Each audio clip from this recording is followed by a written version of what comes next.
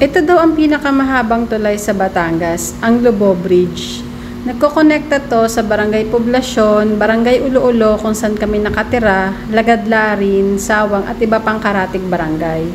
Noong hindi pa natatayo ang tulay na ito, ang tulay na ginagamit namin noon ay kahoy. Gawa siya sa puno ng niyog, yung tabla. Tapos nagbabayad kami ng piso, 2 piso pag makikidaan sa tulay. Kapag bumabagyo at bumaha, lumalaki ang tubig sa ilog at kailangan pa naming sumakay sa bangka para lang makatawid sa kabila. Sobrang pasasalamat talaga namin nang matapos ang tulay na ito, lalo na kaming mga estudyante noon kasi hindi na kami mahihirapan manimbang sa tulay na kahoy. Kahit magtakbuhan kami sa tulay na to ay pwedeng-pwede. At yung transportasyon papunta sa bayan ng Lobo ay bumilis na.